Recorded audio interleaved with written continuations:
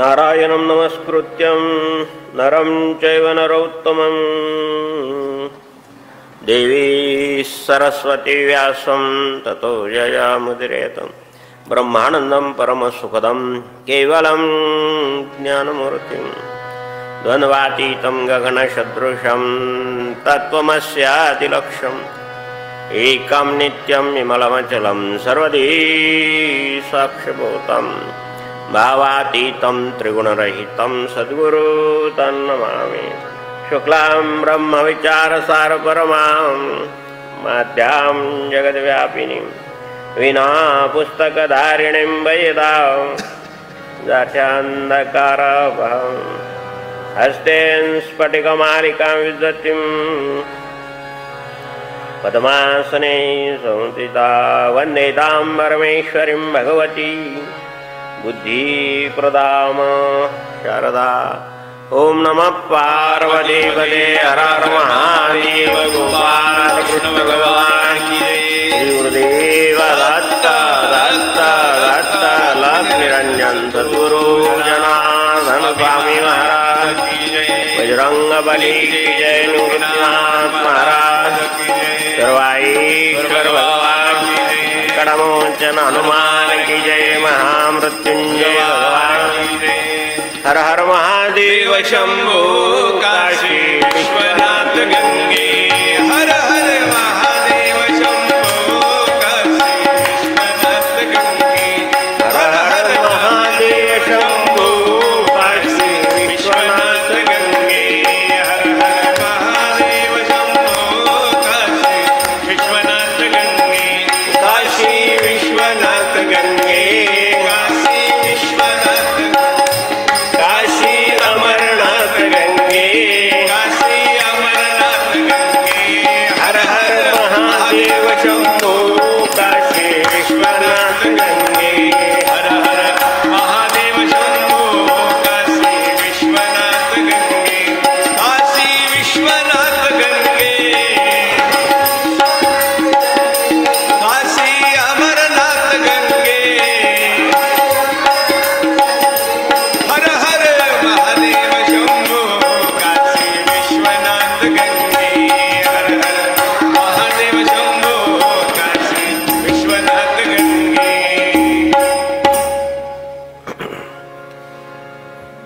नियतं कुरु कर्मत्वं कर्म जायो यकर्मणां शरीर यात्रापि च ते न प्रसिद्धेन कर्मणां मनसि नैष्कर्म्य हुवावे तरी येथ तेन संभवे निषिद्ध केवी राहटावे विचारे पा मनोनी जे जे उचित आणि अवसरे करुणे प्राप्त ते कर्म हेतुरहित आचारतो पार्था अनिकेक नेनसी तुए कौतिक जे ऐसे कर्म मोचक अपौसे असे देखे अनुक्रमाधारे स्वधर्म जो आचरे तो मोक्षो येणे व्यापारे निश्चित पावे।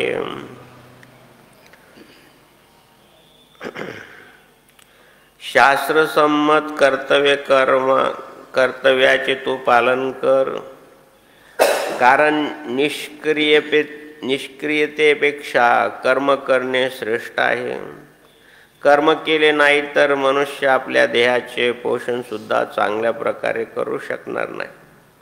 आपण निष्काम व्हावे असे म्हणशील तर स्वधर्महित कर्म करणे टाकून कर्मरहित होणे प्रकृतीच्या स्वाधीन असल्यामुळे संभवत नाही असे नाही।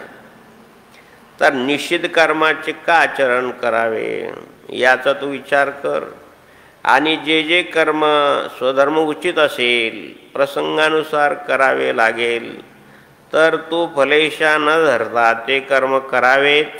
अर्जुना, आणखीन एक कर्माचे नवल आहे, ते तुला ठाऊक नाही. ते असे आहे की निष्काम कर्मच आपोआप कर्मबंधनापासून मुक्त करते.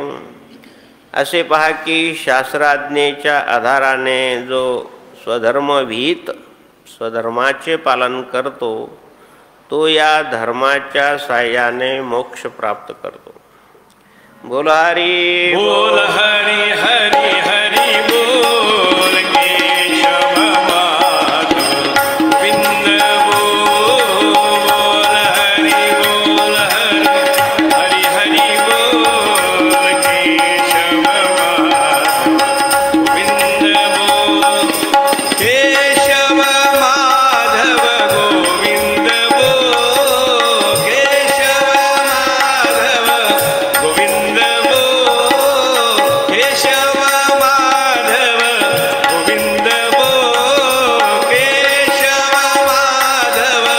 गोविंद बोल हरी हरी हरी बोल केशव माधव गोविंद बोल हरी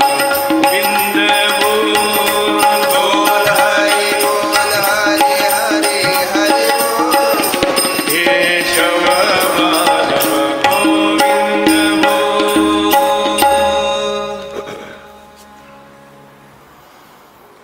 शिवस्वरूप सद्गुरू जनार्दन स्वामी गुरुमाऊलीच्या कृपेने, भगवान आशुतोष महामृत्युंजय सर्व ऐश्वराच्या कृपेने,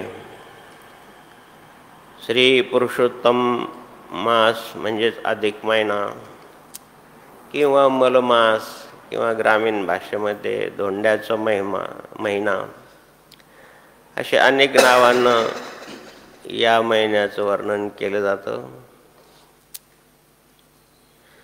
आपला जावई जो असतो त्याला लक्ष्मीनारायण म्हणून मुलाला बोलवून एक सामाजिक दुरावा वाढू नये, परस्परात प्रेम उत्पन्न व्हावं, समाजात एकोपा निर्माण व्हावा, आणि यासाठी या महिन्यात एक महत्त्व आहे की आपले जावई पतिपत्नीला बोलवून आणि अनारस्याचं 33 करून तांब्याच्या भांड्यामध्ये त्यांना वर चांगलं झाकण टाकून नव्या कपड्याचं त्यांना कपडे वगैरे देऊन मिष्टान्न भोजन करून त्यांचं पूजन करावं. उद्देश काय आहे हे करण्यामागचा, हे आपल्या परंपरेमध्ये सांगितलं आहे. पण उद्देश हाच आहे की काही दुरावा असेल तर तो दूर करण्यासाठी, काही मानसिकता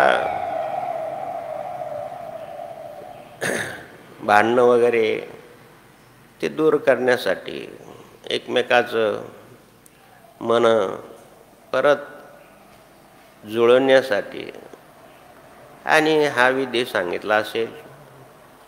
म्हणून विशेष आणि विशेष याला पुरुषोत्तम मास म्हणतात. आणि या पुरुषोत्तम मासाच्या मध्ये धर्मकर्म करायला विशेष महत्त्व आहे. तेवढ्या आयुष्यामध्ये जेवढं काही धर्म करता येईल, आयुष्याची मर्यादा ईश्वराने ठरवून दिली आहे. फक्त काहीतरी निमित्त लागतं, हा यामुळं झालं, याच्यामुळं गेला, हे निमित्त आहे. पण त्याचं आयुष्य तेवढं असतं.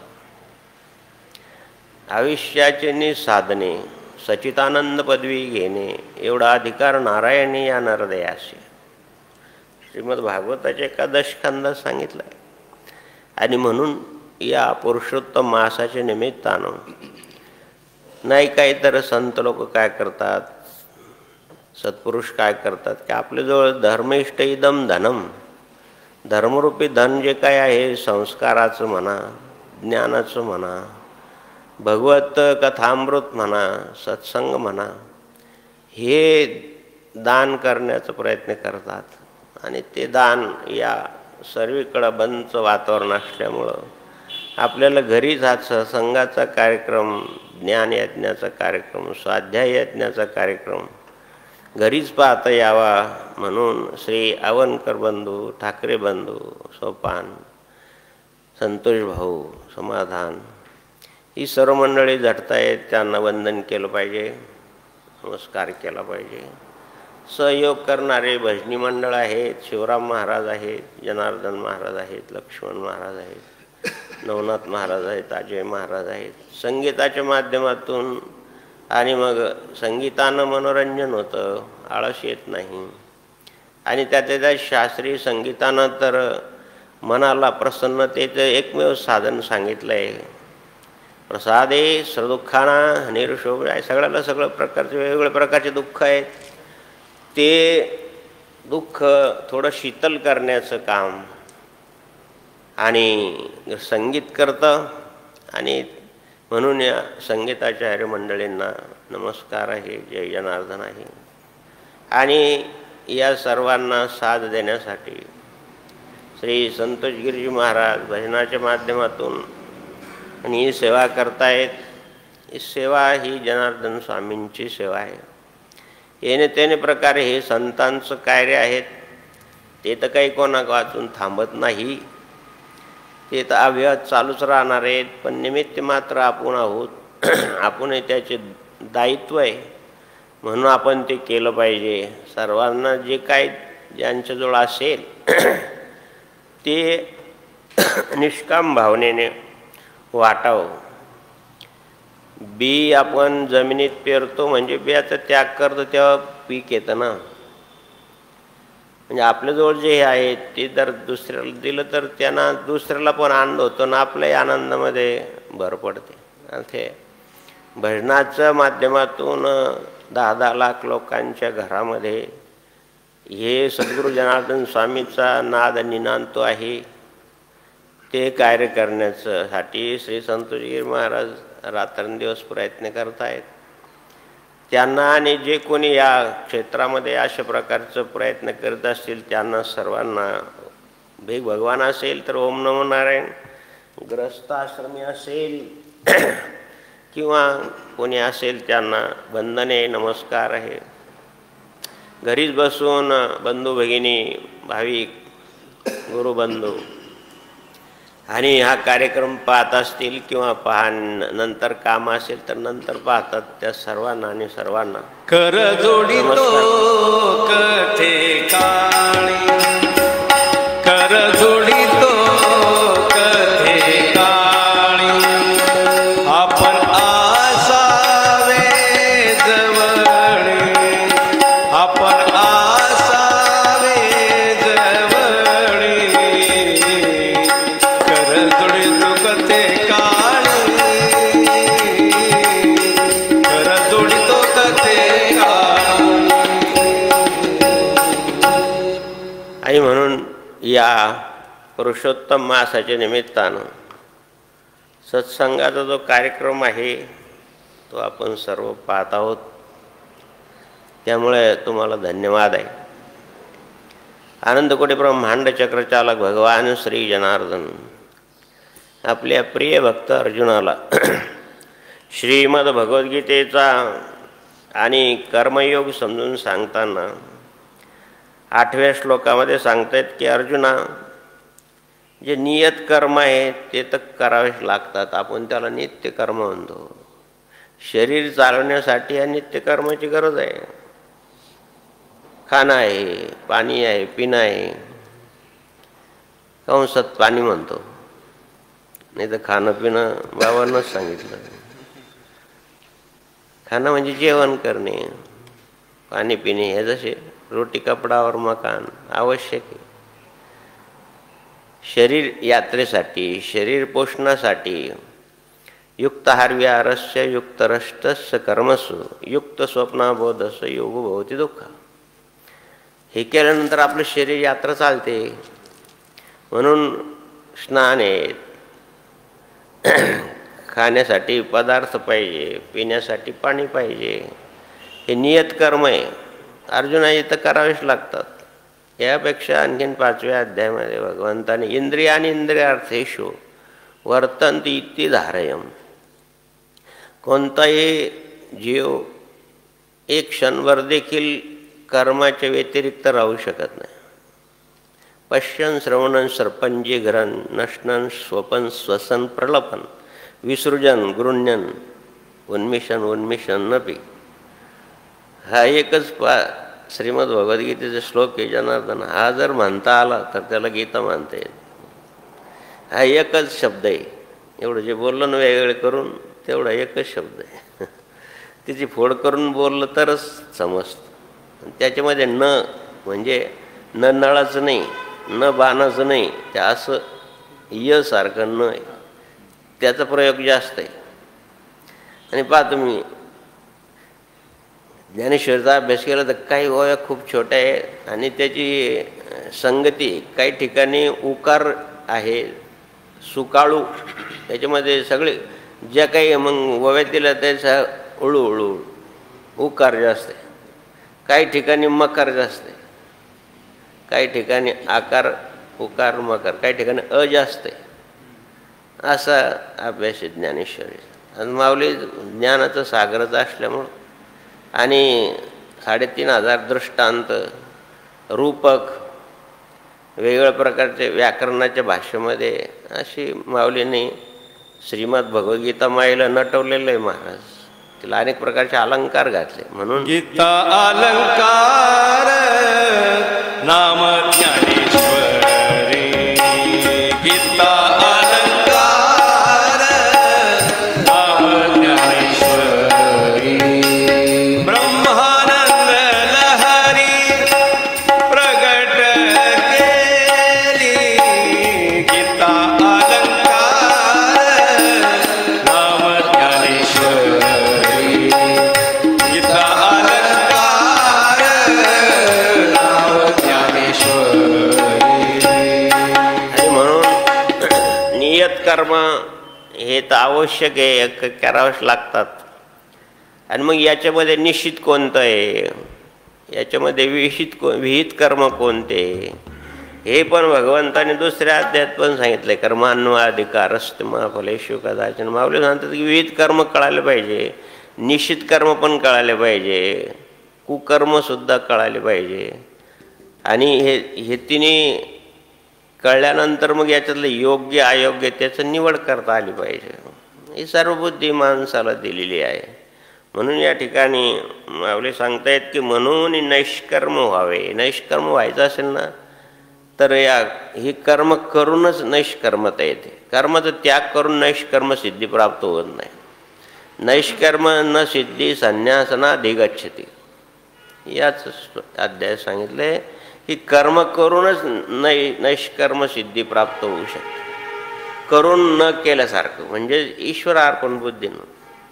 आपण आपल्या परिवाराकरता करतो, उपकार करतो का? नाही. आपली काही त्यांच्याकडून अपेक्षा आहे सुखाची.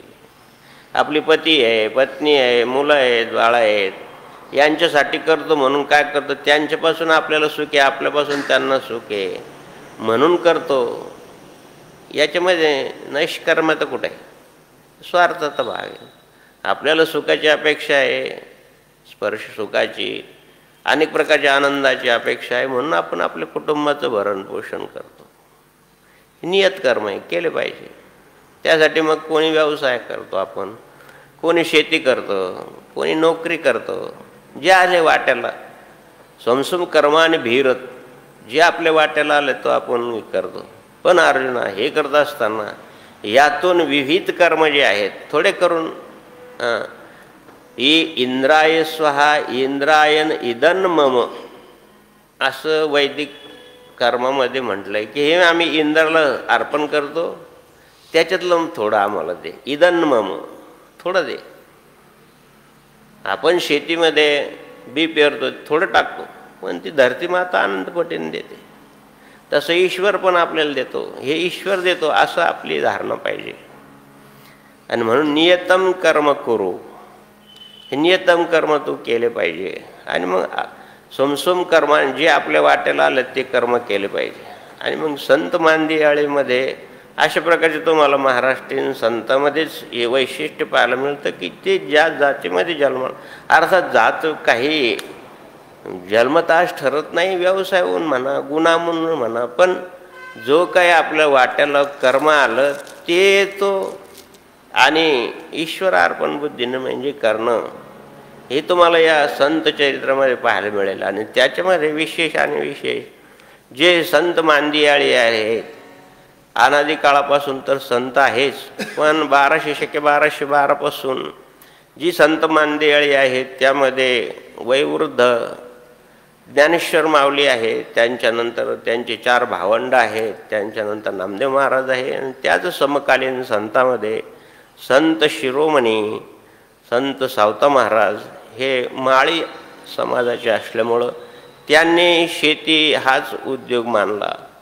पूर्वज त्यांचे असं त्यांचं चरित्र असं अल्प आहे आणि इसवी सन सुद्धा फक्त आहे. प्रत्यक्ष आता शेती कर्म करण्यामध्ये माळी म्हणा मराठा म्हणा हे शेती कर्म करणाऱ्याला काय यावेळी सुशिक्षितपणा नव्हता ना महाराज. आणि त्यामुळं आणि दैवमाळी नावाचं एक सद्ग्रस्त होते, पंढरीची वारी घरामध्ये आहे, पंढरीची वारी माझ्या घरी असं अभंग पण आहे.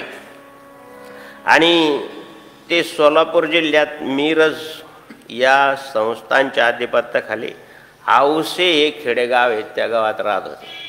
पण महाराज हे असं झालं की असे मोठमोठे गावं किंवा या यवनाच्या काळामध्ये हे मोगल लोक यायचे, उभं पीक नासडी करून टाकायचे, मायबहिणीला त्रास द्यायचे. अशा प्रकारचा अत्याचाराला आणि कंटाळून लोकांनी काही काही भाग सोडून दिला की सतत जर आता आपल्या सीमेवर सतत काही ना काही एक दोष नसताना शेतकरी लोकांना पण मारले जातं. खरं वाचते ते सैनिक नाही काही नाही, शेती करता करता ते लोक येतात, अतिरेकी लोक येतात, त्यांना मारतात. मग त्या लोकांनी ठरवलं की तिथं शेतीच नको, जीवापेक्षा काय. मग असे काश्मीरमधून अनेक प्रकारचे ब्राह्मण मंडळी शेतकरी मंडळी दुसरीकडे निघून गेले.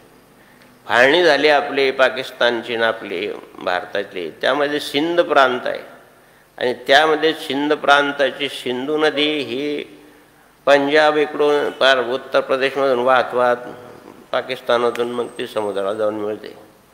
ती सिंधू संस्कृती होते. मग तिकडचे काही लोक सिंधी समाज म्हणतो आपण, सिंधू नदीच्या काठाचे लोक आहेत, शेती उद्योग करणारा समाज. पण ती फाळणी झाल्यानंतर नदीचा इकडचा भाग तुमचा, नदीचा इकडचा भाग आमचा, सीमा नदी झाली.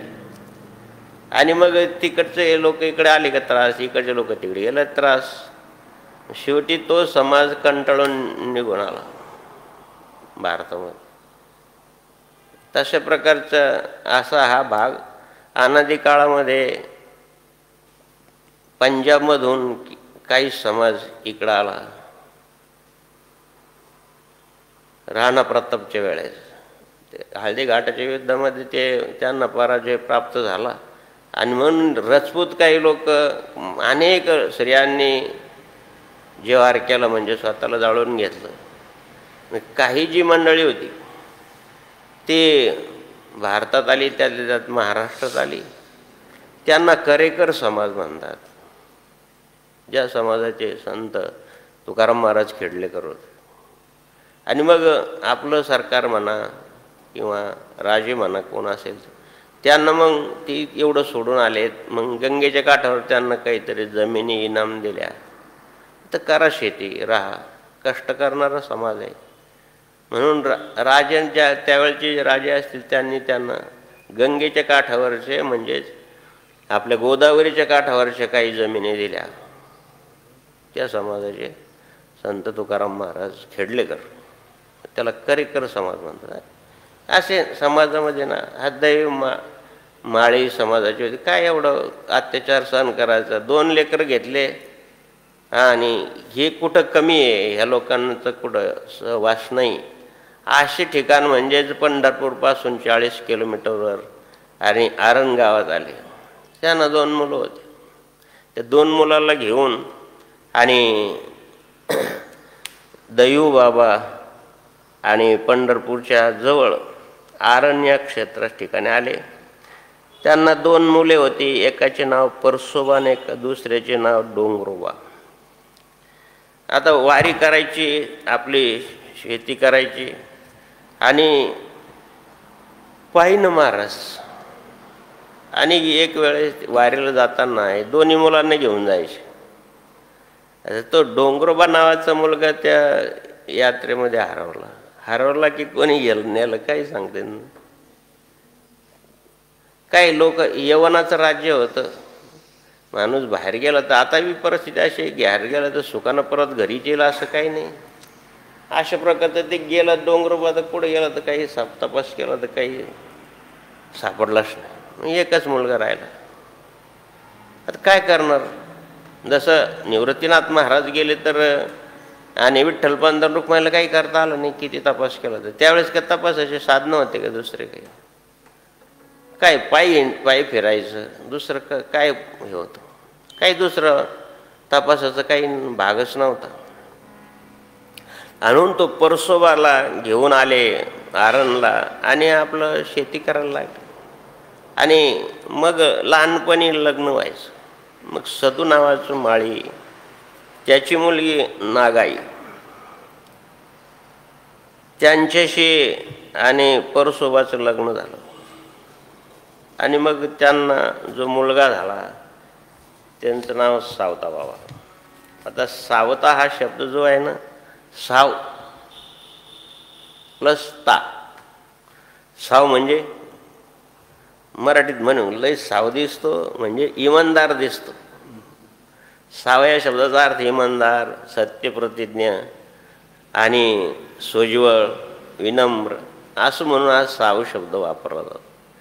तो माणूस साव आहे, गो चांगला माणूस आहे अशा प्रकारचं, म्हणून त्यांचं नाव सावता ठेवलं.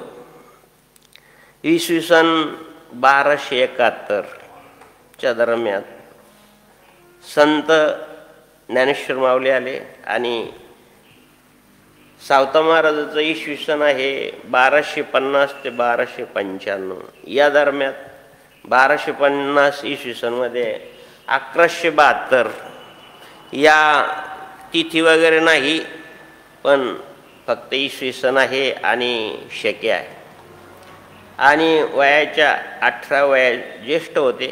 13व्या शतकातील संत माळंदी याळीमध्ये हे ज्येष्ठ मानले जातात. आणि ते पुत्ररत्न पाहून दोघांना खूप आनंद झाला. धन्य ते आरण रत्नाची ती खाण, धन्य ते आरण रत्नाची ती खाण, कलमला निधान सावता तो, जन्मला निधान सावता तो, सावता सागर प्रेमाचे आगर, सावता सागर प्रेमाचे आगर.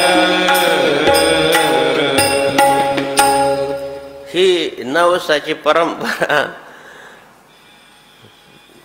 अनादी काळापासूनच आहे.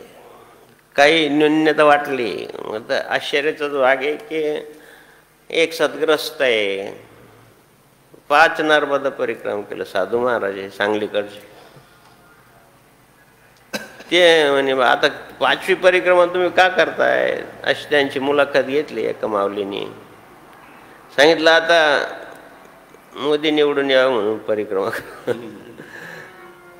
म्हणजेच काय निमित्त कोणतं काही ना. तिकडची मंडळी कशी, जसं आपल्याकडं आपण नवस करतो सप्तशृंगीला, आपण आपल्या परिसरातली देवी तिला करतो. मग त्या आरण परिसरातलं महादैवत अर्थात सगळं महाराष्ट्राचं महान दैवत पांडुरंग आहे. वारीच्या निमित्ताने गेलं तर माता भगिनी काय मानणार, गरीब शेतकरी समाज. आणि न्यूनता काय आहे समाजामध्ये किंवा परिवारामध्ये की पती पत्नी मुलं बाळ सुखाचा संसार 2 घास मिळाले एवढंच सीमित परिवार किंवा सीमित गरजा. आता आपल्या गरजा वाढल्या तो भाग झाला, पण त्यावेळेस सीमित गरजा होत्या. आणि मग त्यांनी पांडुरंगाला नवस केला की हे पांडुरंगा चांगला मुलगा मिळू दे बाबा, चांगला मुलगा होऊ दे. आणि मग अशा शुद्ध याचा भाव झाला, दूर नाही देव त्याला. मग देव इच्छा पूर्ण करतो महाराज. घरामध्ये अशा प्रकारचं धार्मिक वातावरण असेल आणि नवस करण्याची एक भोळ्या भाविकांचाच भाग घ्या. भोळ्या भाविकांचा माझा सखा पांडुरंग, भोळ्या भाविकांचा माझा सखा पांडुरंग. ओरिया गेलो त्यांच्या नामामध्ये रंग, ओरिया गेलो त्यांच्या नामामध्ये रंग. अशा प्रकारचं आईवडिलांच्या नवसाला पांडुरंग पावला आणि सावता महाराजाचा जन्म झाला. आणि मग सावता महाराज जन्म झाल्यानंतर लवकर लग्न. मुलाला आईवडिलाला खूप आनंद झाला की ईश्वर कृपेने आपल्याला मुलगा झाला. आणि मग पंढरीची वारी आणि आपलं शेतीचा उद्योग. मग सावता महाराजाचं लग्न झालं नागाई बरोबर, सदुमाळी म्हणून त्यांची मुलगी. आणि संसार सुरू झाला. वारी करत जा, हे करत जा, अशी वडिलांची परंपरा आहे. बघा तुम्ही आपल्या निवृत्तीनाथ महाराजांची वारीचे 3 पिढ्या पाहिल्या आपण. अर्थात माऊलीची वारी म्हणा, पंढरीची वारी म्हणा, 7 पिढ्यापासून हे आहे महाराज. किमान 3 पिढ्या तर आहेत. ते आमचे आजोबा करत होते, आम्ही करतो. निदान वर्षातून 2 वाऱ्या तरी करतात आणि काही तर महिन्याला वारी करतात. आता जाण्या येण्याचे साधनं वाढले तर एक चांगला गावात उपक्रम होता, भजनी मंडळ होते. ते सगळ्याला तर गरिबीमुळं जाणं शक्य नाही. मग महिन्याची वारी म्हणून वद्य म्हणा, शुद्ध म्हणा, एकादशी दिवशी आणि असे 24-25 लोक एकत्र करायचे आणि 24 म्हणा जास्त म्हणा. आणि मग त्यांनी वर्गणी गोळा करायची आणि एका एकादशीला 2 जणांना पाठवायचं. असं उपक्रम गावाकडं होतं. सांप्रदायिक मंडळी 24 लोक होते त्यावेळेस. काय 60 रुपये भाडं होतं. आम्हाला कळतं तसं जाऊन यायचं. 30 रुपये जायचे, 30 रुपये यायचे. औरंगाबादपासून पंढरपूरला गाडी राहायची. असं काहीतरी असेल कमी जास्त. मग ते 60 रुपये म्हणजे किती आहे त्या 24 लोकांना, तेवढे वर्गणी गोळा करून द्यायचे. जा बाबा या महिन्याला तू जायचं एकदम. मग ते चिठ्ठ्या टाकायची, या महिन्यात कोणाची वारी याची. मग त्याची वारी तो गेला की पुढचं त्याचं नाव न्यायचं. दुसरी अशी 12 महिन्याचे 12 एकादशीचे सगळ्याला एक खट्टी 60 रुपये नाही जमत. किंवा 100-200 रुपये काय असेल ते तिकीट असेल. एवढं ते एकत्र जमणं शक्य नाही. आणि म्हणून अशा प्रकारची वारी सावता वारी चुकायची नाही बरं का. पण बाबा आपल्याला शेतीचा उद्योग आहे, दर महिन्याला कुठं शक्य आहे. निदान आषाढी कार्तिकीला पाहू. पण जर त्यांना आपल्याला शेती करायचं सांगितलं, हे नियतम कर्म. तुम्ही सांगितलं का मामाळी याची जातं शीतलाव बागा येतं, आम्हा हाती मोठं नाडा, पाणी जाते फुलं झाडा. म्हणून शक्य होईल ती वारी करीत जाईल. आणि पर्ण पाचू साबळा साबळा, पर्ण पाचू साबळा साबळा. विठ्ठल माझा मळा, विठ्ठल माझा मळा मळा. मी वार करी आगळा, मी वार करी आगळा. आणि अशा प्रकारचा शेती उद्योग करून सावता महाराज आता हातामध्ये काम, मुखामध्ये राम, जनी जनार्दन ऐसा भाव. अरे बाबा, हातामध्ये काम असं, मुखामध्ये राम असं, हा कर्मयोग आहे. संत चरित्रामध्ये कर्म, उपासना आणि ज्ञान हे जसं वैदिक कर्मामध्ये सांगितलं आहे, तेच संतांनी अनुकरण करून दाखवलं. ज्ञान म्हणजे श्री ज्ञानेश्वर महाराज आहे, ज्ञानाचा सागर असे महाराज. ज्ञान श्रेष्ठच आहे, नाही ज्ञान आणि सदृशम. आणि म्हणून कर्म, उपासना. उपासना तर नामदेव महाराजाची आपण पाहिली. आता कर्म जे आहेत, कृतिशील संत म्हणून संत सावतामाबाकडे पाहिले जातं, म्हणून त्यांना शिरोमणी म्हणतात. आणि कर्म, उपासना आणि ज्ञान. नामदेव महाराजची उपासना पाहिली ना तुम्ही, की स्वतः प्रत्यक्ष पांडुरंग किंवा जनाबाईची उपासना, तर तो प्रत्यक्ष काम करू लागतो. ही दंतकथा नाही. कोणत्या रूपानं होईना जर तुम्हाला कठीण परिस्थितीने मदत केली तर आपण त्याला देवच मानतो. तुमची ओळख नाही अशा भागामध्ये तुम्हाला काहीतरी अपघात झाला आणि त्यावेळेस लोकांनी किंवा कोणीतरी मदत केली आणि खूप तुमचं प्राण वाचलं, तुम्हाला तो देवच की नाही. कोण वाचवलं तुम्हाला? बरं, त्याला सद्बुद्धी कोण दिली? म्हणून कर्म करू लागतो. तो कोणत्या रूपानं करेल सांगता येत नाही. आणि म्हणून प्रत्यक्ष येऊन करत असेल तर चांगलीच येते. आपल्या भक्तीच्या उपासनेचं ते फळ आहे. आणि म्हणून या ठिकाणी कर्माचं निष्ठता पाहिजे असेल तर संत महाराजांच्या चरित्राकडे पाहिलं जातं. आमची माळी या शेती लाव बघाईत, शेत लाव बघाईत, माती मोठ नाळा पाणी जाय.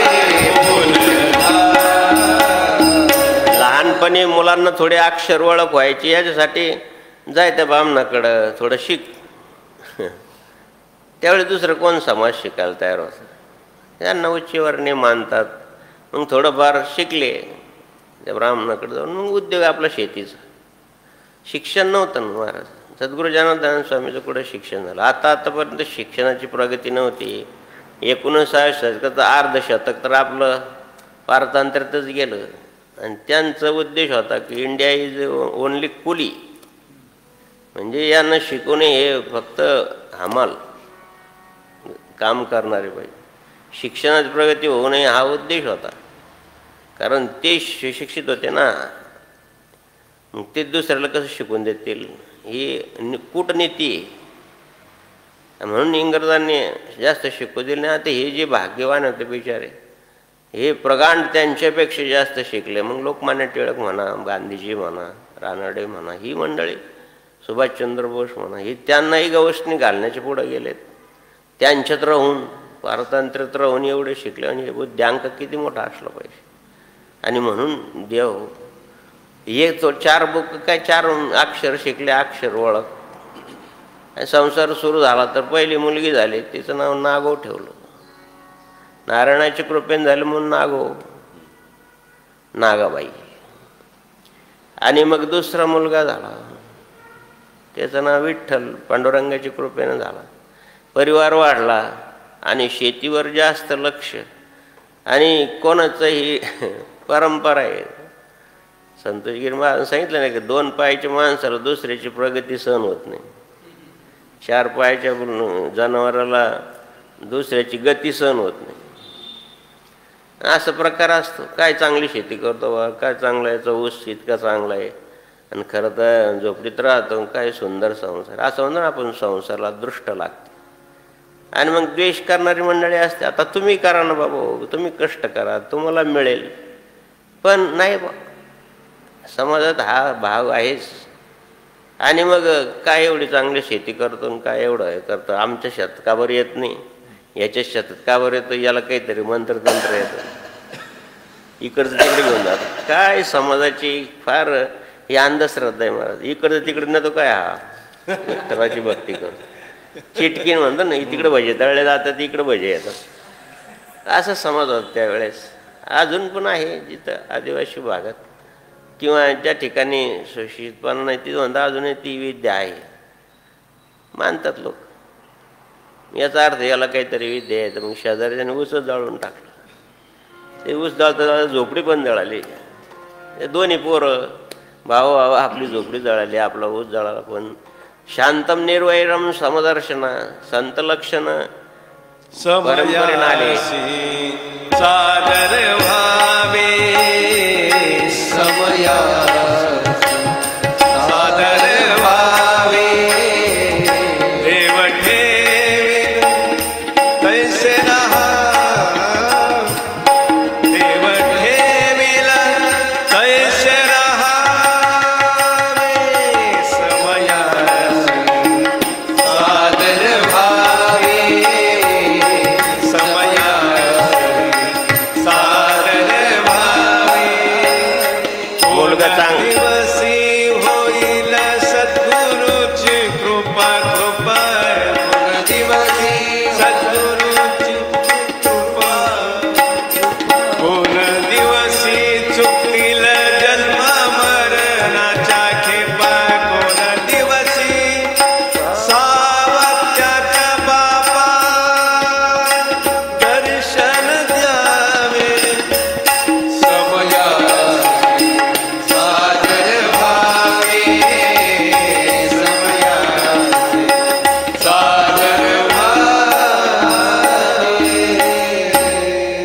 कशाला कोणाला दोष द्यायचा, आपल्या कर्मानुसार झालं, जाऊ दे.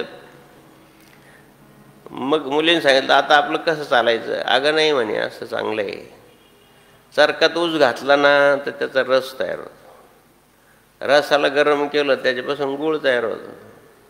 यांनी आपलं ऊस अगोदरच गरम करून टाकलं, आता आपण याच्या गुरळात नेऊ. या ऊसाला गोडी, या ऊसाच्या रस काढला, त्याचा गोळ केला तर तो जास्त गोड होतो. आहे त्या परिस्थितीमध्ये समाधानी राहणं हा खरा संतोष आहे. जगी जीवनाचे सार घ्यावे जाणून सत्वर, जगी जीवनाचे सार घ्यावे जाणून सत्वर, जसे ज्याचे कर्म तैसे फळ देतो ईश्वर, जसे ज्याचे कर्म तैसे फळ देतो ईश्वर. विरोधकाला आणखीनच त्याचा गुळ तयार केला तर तो गुळ इतरांचं गुळ लालतं, सावतबाबाचं गुळ पांढरा, आणखीन त्याला भावा. म्हणजे असं असतं, कोणाविषयी जर आपण वाईट केलं तर त्याचं वाईट, देव जर त्याच्या पाठीमावर आहे त्याचं वाईट कसं होईल मार. या गुळाला 4 रुपये भाव तर त्यांच्या गुळाला 10 रुपये भाव, ते उलट झालं. आणि मग चांगलं उत्पन्न झालं तर झोपडीच्या ऐवजी घर बांधलं, मग आणखीन जळव पण वाटलं ना. असं राहत ते गाडीवर लिहिलं राहतं, जलो पर दिये सरी का. चांगलं काही काही डायलॉग भारी राहत. जलो जळा पण दिव्यासारखं, दुसऱ्याला प्रकाश मिळेल. तुम्ही जर त्या जळायचं असं असं आग लावून दिली तर त्याची आस तुम्हाला पण लागेल.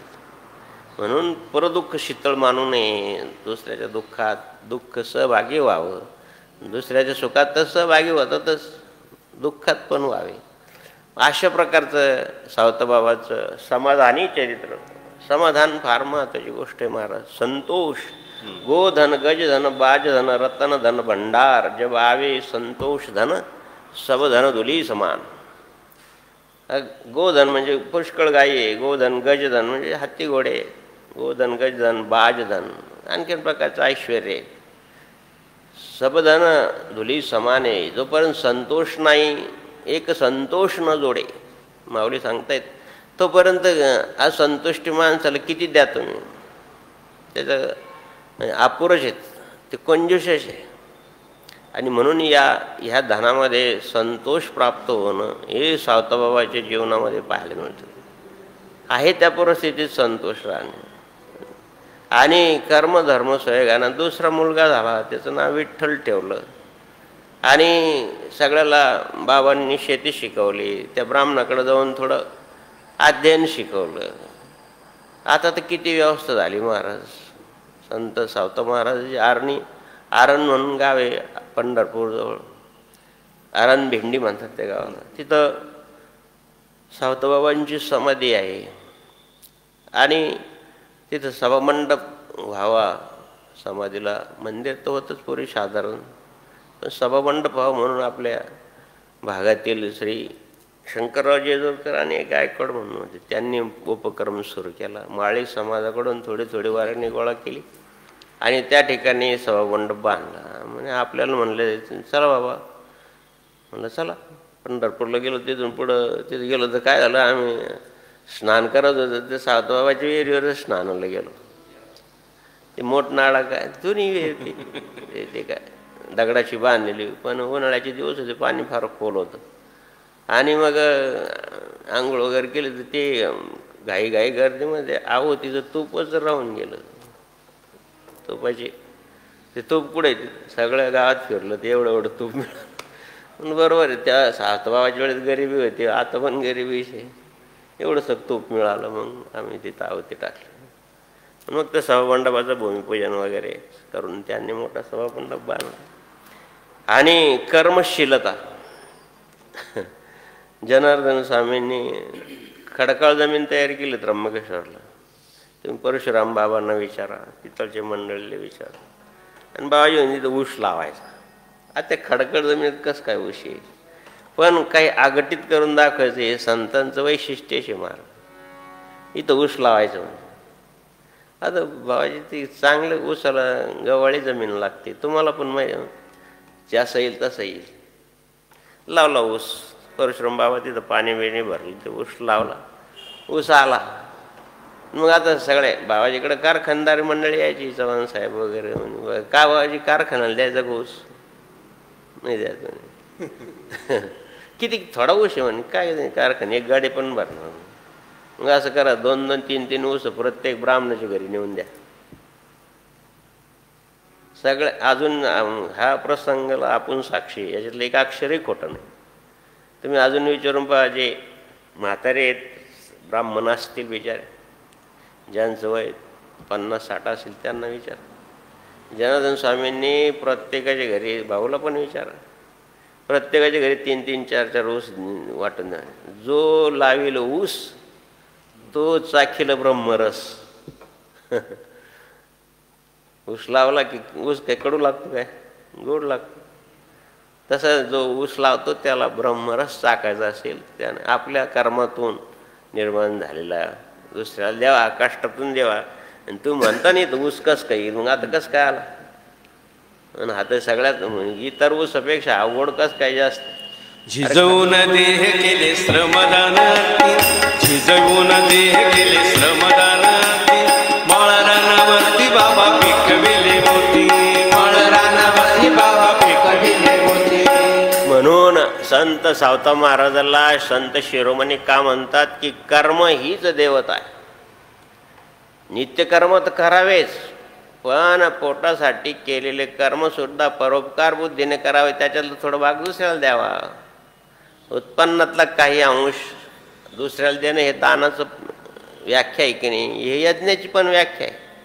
धर्मयुक्त देववस्तू देशकाल घटना आणि परिस्थिती पाहून परोपकार बुद्धीने दुसऱ्यासाठी देणे ही यज्ञाची व्याख्या आहे. आणि मग हा शेती यज्ञच आहे. हा कष्ट करतात ते कर्मयज्ञच आहे. कर्म या ठिकाणी यज्ञाची निर्मितीच कर्मातून होते. अन्नन भवती भूतानी पर्जन्यात अन्न संभवा, यज्ञात भवती पर्जन्य यज्ञ कर्म समुद्भवा. शेवटी काय सांगितलं भगवंताने की कर्मातूनच आणि यज्ञाची उत्पत्ती आहे, मंत्राची उत्पत्ती आहे. आणि ब्राह्मण लोकांनी यज्ञकर्म केले तर ती वेदविद्या जपून ठेवली, त्याच्यामुळं मग आणि पर्जन्य पडतो. पर्जन्य पडला की अन्न येतं. म्हणजेच सर्वांची उत्पत्ती कर्मातूनच आहे. सुखाची उत्पत्ती कर्मातून आहे. कोणत्याही प्रकारची वस्तू आपल्याला मिळावी त्याची उत्पत्ती कर्मातूनच आहे. मग कर्म सर्वश्रेष्ठ मानले जातं. आणि म्हणून आपल्याला वाटेल जे आलं ते करायचे. कांदा, मुळा, गाजर, रताळू. सावताबाबाला विचारलं की तुम्ही पांडुरंगाकडे जात नाही वारीला सध्या, तर कामाची जाई म्हणून नाही वारीला नाही जात.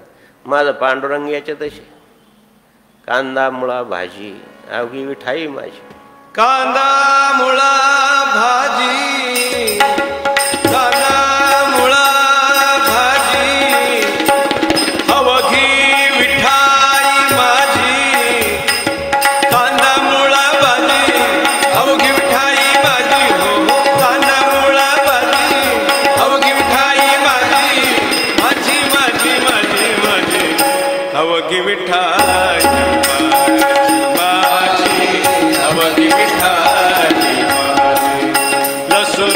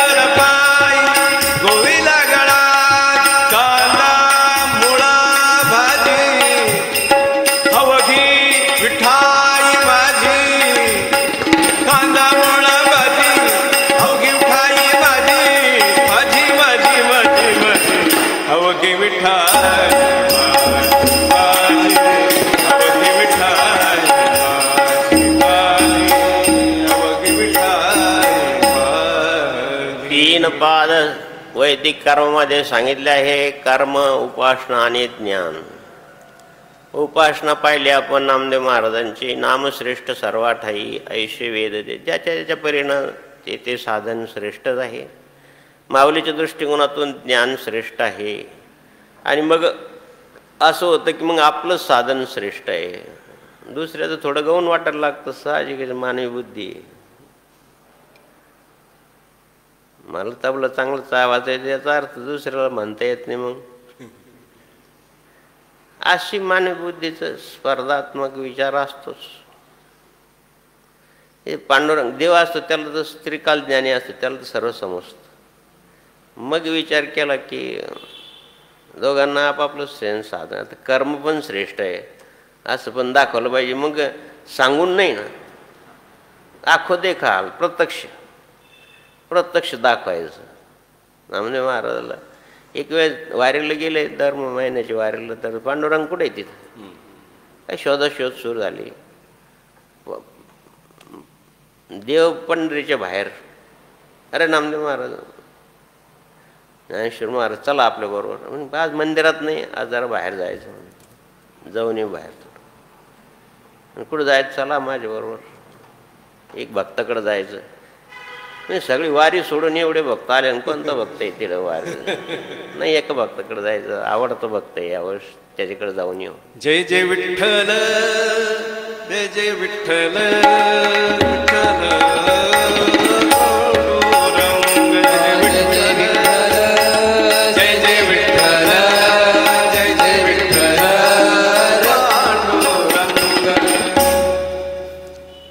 चला आपण ऊस खाऊ, रताळू खाऊ, गाजर खाऊ, अशा भक्ताकडे जाऊन येऊ. एकादशी आज. ऊस, गाजर, रताळू. तर बघा सावताबाबाचं भजन आहे ते. आरंग क्षेत्र ठिकाणी पाहून आहे का, माळीबाबा आहे का नाही पाहून येऊन मग आपण मागू भिक्षा त्याच्याकडं. आज एकादशी. पांडुरंगाने काय लीला केली महाराज. सावताबाबा शेती करत होते, दुपारची वेळ, आणि आता जेवायला बसणार. अरे सावता, माझ्या माग 2 माणसं लागले. अर्थात ती चोर लागली माझ्या माग. अशी मला कुठंतरी लपव म्हणजे ही घोंगडी घ्या, बसा याच्या खाली. हे ऊस आहे मोठा, त्या ऊसात जाऊन बसा. कुठं बस, तुम्हाला लपायचंच ना. म्हणजे अशी लपायला जागा नाही कुठं. ऊसात नाही लपू शकणार मी, घोंगडी खाली लपू शकणार नाही. मला लपायचं असेल तर दहीबंदी खाना केलं, काल सांगितलं ना. हृदय बंदी खाना केला, हृदय बंदी खाना केला, हात विठ्ठल आणि म्हणून मला लपण्यासाठी एकच साधन आहे. सावता बाबा पांडुरंग कुठं लपान तो, म्हणजे इथं सांगा तिथं सांग. मी फक्त हृदयातच सांग. जर हृदयी सद्गुरू त्याने तारुला हा संसार पुरो, म्हणून विशेष अत्याचार. माऊलीनं काय सांगितलं सावता बाबा, जैसा हृदया माझी मी राम, असता सर्व सुखाचा आराम, तो भ्रांताशी काम विषयावरी. मग माझं स्थान हृदयातच आहे, आणि म्हणून मला तिथं कोंडून ठेव, तिथं झाकून ठेव. मग काय हरकत, बसा. सरदेशी वेळा घेतला महाराज, कापलं छाती, बस मध्ये घेतली आपली घोंगडी दाखवून बसले. साठविला दाता त्रिलोक्याचा, त्रिलोक्याचा, साठविला दाता त्रिलोक्याचा. धन्य ज्यांची माता, धन्य ज्यांचा पिता, धन्य ज्यांची माता, धन्य ज्यांचा पिता. हृदयामध्ये साठविला हरी, धन्य तो संसारी. त्याची जागा हृदयातच महाराज. मग हृदयी सद्गुरू त्याने तारला हा संसार पुरो. म्हणून बाबाजीचे प्रत्यक्ष प्रवचनात हे की माझे गुरुदेव आले, त्यांनी मला प्रसाद दिला, आणि त्यांच्या प्रसादानंच हा प्रसाद आहे. जे काही बाबा करते हे बाबांनी केलं, हे त्यांच्या प्रसादानं झालं. त्यांनी मला विभूती प्रसाद दिला, आशीर्वाद दिला, भगवान शंकराची सेवा करायला सांगितली, तर त्याचा हा तुम्हाला दिसून राहिला सुख दिसून राहिलं. ठिकठिकाणी शिवमंदिर जाणं हे बाबाची ताकद नाही, ही त्या गुरुदेवांची ताकद आहे. म्हणजे ते माझ्या हृदयात आहे. आणि म्हणून हृदयाचं स्थान आहे त्याला, दुसरीकडे स्थान नाही. बाकीची इंद्रिय वेगवेगळ्या देवता आहे, पण हृदयामध्ये परब्रह्म परमात्मा आहे. असे 24 तत्वामध्ये सांगितले वैदिक काळामध्ये. आपल्या शरीरामध्ये 24 तत्व आहे, 24च मर्मस्थान आहे. भूर्भुस्वः तत्सवितुर्वरेण्यं भर्गो देवस्य धीमहि धियो न प्रचोदयात. गायत्रीचे महत्त्वाचे जे 24 अक्षर आहेत, ते 24 देवता आपल्या शरीरात आहे. आणि त्या सगळ्यात प्रमुख देवता हृदयामध्ये परब्रह्म आहे. आणि पांडुरंगाला तर परब्रह्म परमात्मा म्हणले. परब्रह्मलिंगम भजे पांडुरंगम. तो परब्रह्म आणि हृदयात आहे. हृदयात साठवला सावता बाबांनी. बसले भजन करते विठ्ठल. चाले हृदय जातप साधन, चाले हृदय जातप साधन. विठ्ठल रुक्माई जय जय विठ्ठल रुक्माई, विठ्ठल रुक्माई जय जय विठ्ठल रुक्माई. दुपारची वेळ झाली, भूकची वेळ झाली, उपास आज. आणि रताळ आणायला गेले, ऊस आणायला गेले ना, अजून कसे काय आले नाही. अरे सावता बाबा इकडं पांडुरंग आले तर आमच्याकडे परत आलेच नाही. कुठे भाऊ कुठं असं नाही तर गाव मळ्यामध्ये ऊसात पहा, इकडं पहा. अरे म्हणजे कुठं दिसत नाही. ऊसात पाहिलं, इकडं पाहिलं, तिकडं पाहिलं, शेतीत पाहिलं, ज्वारीत पाहिलं, मकात पाहिलं, काही सापडा ना म्हणून. मग सहज माऊलीचं लक्ष गेलं. ज्ञानाची दृष्टी सूक्ष्म असते ना महाराज. सहज घोंगडी अशी बाजूला झाली तर पांडुरंगाचं पितांबराचं एवढा एवढा काठ बाहेर होता. आणि काय सावता बाबा ऊसात कुठं नाही, कुठं नाही, काही नाही. तुमच्या हृदयात जाऊन बसला तो, त्याला काढा बाहेर. कावर तुम्ही कसं का पाहिलं म्हणजे पहा ते पांडुरंगाच्या आणि पितांबराचा एवढा एवढा भाग बाहेर राहिला.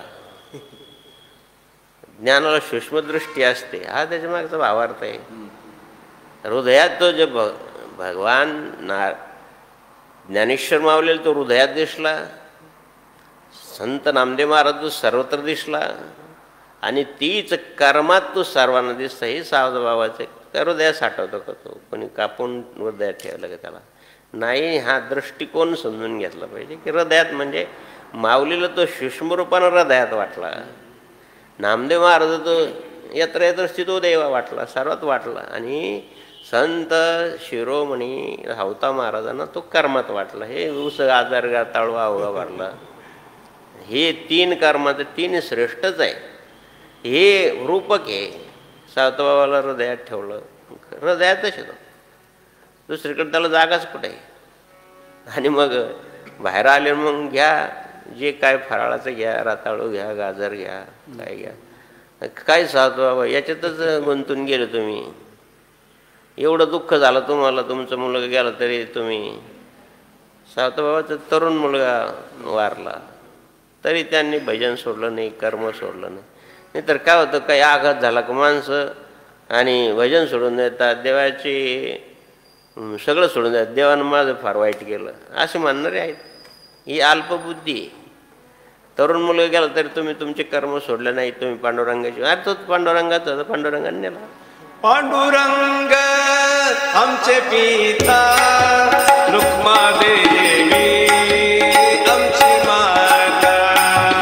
पांडुरंग आमचे पिता, रुक्मा देवी आमची माता. असं नाही काही आघात झाल्यानंतर हा ईश्वर कृपेन झाला. चांगल्याला ईश्वर कृपा मानतो, मग वाईटाला का बरं नाही मानून. आपलं कोणी एखादा अल्पवयीन जातो तर कोणी दीर्घ आयुष्य म्हणून, कोणी कंटाळून जातं कधी नेशील रे बाबा. आमच्याकडे वारकरी यायची, बाबा आता सांगा ना त्या पांडुरंगाला, सांगा ना त्या जनार्दन बाबाला की आता मला नाही, आता मला होत नाही वारी. बाबा थांबा, इकडे गर्दी जास्त आहे, रस्ता नाही, फुल झालं ते. पांडुरंगाची मंदिरात जशी बाहेर लावावं लागते ना, बाहेरीत थांबा फक्त. खूप वेळ थांबावं लागतं, काही खूप आयुष्य असतं, काही काही कदरून जातात बिचारे. कधी येईल, कधी भेटशील म्हणतात, असं म्हणतात ना कधी. आणि काहींचं अल्प आयुष्यातच जातात, तेच काय खेद मानाचं. आयुष्य तेवढं. सावता बाबा किती समाधानी महाराज. आणि बाबा त्याचं आयुष्य तेवढं, तो काय करणार. आणि हेच घ्यायचं असतं संत चरित्रामधून, काय आघात झाला, दुःख झालं, अरे बाबा तेवढं आयुष्याचे निमित्त मात्र आहे. ते आम्ही तर आहे का चांगला दृष्टांत आहे. किंवा एक माणूस मोटरसायकलवर चालले, घडलेलं दृष्टांत आहे. मोटरसायकलवर चालला, तो ना थांबलं थोडं, मला लवी लागली म्हणून रस्त्याच्या काढायला बाजूला उभं राहिला, लगेला बसला. तितके ते घारीनं त्या नाग उचलला खालून, ती वर घेऊन गेल त्याला.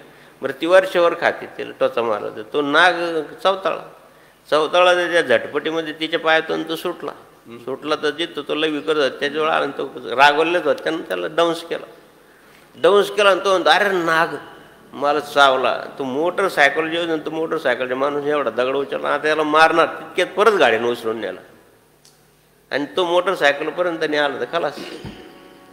आता तो त्याच्यासाठी काळच होता ना. काळ कोणासाठी येईल काही नाही. आणि करपात्री स्वामी सारखे एक महान सत्पुरुष आहेत, करपात्रीच आहेत. तुम्ही पूर्ण चरित्र नाही वाचलं, पण एक दृष्टांत वाचलेलं होतं फार दिवसापूर्वी, की ते यांना ते सर्पाचं विष उतरायचे, पाय फिरायचे, विरक्त मंडळी हातावर. करपात्री म्हणजे हातात जेवण घ्यायचं, कुठं वृक्षाच्या खायचं राहायचं. आता एका ठिकाणी ते थांबले असताना त्यानं सर्प चावला तर तो हृदयाच्या ठिकाणी चावला. आता इथं चावता येत नाही, पण चावला असेल कसं तर. अरे त्यांना सर्वांना त्याने उठले, श्रीमद भगवद्गीता घेतली, पाहिलं का आता 3:30 वाजले, ब्रह्ममुहूर्त झालं. सगळ्या शिष्यांना उठवलं, बस उठा, मला आता सर्पदंश झालेला आहे. म्हणून महाराज तुम्हाला त्याचं विष उतरता येतं, तुम्ही त्याचा उपाय नाही. सर्वांनी गीतापाठ करा. सर्वांनी गीतापाठ सुरू केला. त्यांनी गीतेचं पुस्तक मांडीवर ठेवलं. सीता माझ्यासाठी तो काळच होता, तो कोणत्या रूपाने येईल काही सांगता येत नाही. काळाचा बहुकाळ, अनादि बहुकाळ. अरे बाबा तो त्याच होता, त्यांनी नेला. अशी समाधानी वृत्ती कशामुळं प्राप्त होते, याचं काय गम्य आहे, याचं काय मानसशास्त्र आहे. तर जोपर्यंत भक्ती अंतःकरण तर रुजत नाही. बी रुजलं की त्याला दोन पहिल्यांदा काय येतं, बी तुम्ही टाकली पेरलं पहिल्यांदा काय येतं, वर येतं, त्याचं 2 पानं येतात, 2 पानं येतात आणि 2 अंकुर येतात. एक खाली जातो आणि एक वर येतो. 2च आहे ना. एक खाली जातो जमिनीवर धरून ठेवतो आणि दुसरा वर येतो, तर मग आपण म्हणतो पीक चांगलं आलं, जाऊ म्हणा. मग 2 पानं येतात. पानं आल्यानंतर त्याला 2 फळानंतर त्याला फुल येतं आणि फुलानंतर फळ येतं. पत्रम पुष्पम फलम तोयम. म्हणजे याला पाणी मिळालं का तर हे आपोआप तयार होतं. मग पहिलं काय, पत्र, 2 पानं. मग हे ईश्वरी लीला नाही तर काय, 2 पानं आहेत देवाच्या कृपेनं मला. एक नागाई आणि एक विठ्ठलानं नेला. अशी समाधान वृत्ती असणं हे केवळ आणि केवळ अंतःकरणामध्ये भक्ती असेल तरच. नाही तर मग लोक अर्धवट असतात, घरी इकडं धरसोड करतात, एकनिष्ठता राहत नाही. आपल्या सद्गुरूच्या, आपल्या दैवताच्या ठिकाणी, आपल्या इष्टदेवतेच्या ठिकाणी एकनिष्ठता पाहिजे महाराज. घडीत तिकडं जाणं तसं योग्य नाही. आणि मग आपदा होते. हा शब्द आहे, एकनिष्ठ भाव माझा सद्गुरु चरणापाशी, त्यात सर्व तीर्थ आले गंगा यमुना काशी. भगवान पांडुरंग ज्या वेळेस ज्ञानेश्वर माऊलीने पाहिले, नामदेव महाराजांनी पाहिलं, सांगतो का, आणि मग सावताबाबाचे पाय धरले की सावताबाबा तुम्ही एवढे समाधानी कसे. अरे कोणता दिवस कसा येईल, कधी हातीवर तर कधी काय, तर कधी कोरडी भाकर. हे आपल्या कर्माचं फळ आहे. आणि हा कर्म सिद्धांत श्रेष्ठ दाखवण्यासाठी भगवंतानी ही लीला केली सावताबाबांच्या चरित्रामध्ये. आणि अशा प्रकारचं सावताबाबा हे कर्मनिष्ठ संत होते, कृत्यशील संत होते. आणि हे भगवंतांनी मला करायला दिलं, हा नैष्कर्म्य भाव आहे त्याच्यात. आणि या श्लोकाचा अर्थच भगवंत आहे नियतम कर्म. याच्यामध्ये नैष्कर्म भाव येणं फार महत्त्वाचं आहे. आणि हा नैष्कर्म भाव आपल्याला संत चरित्रातून पाहायला मिळतो. जय जनार्दन. सद्गुरु जनार्दन स्वामी महाराज. ओम नमो भगवते वासुदेव.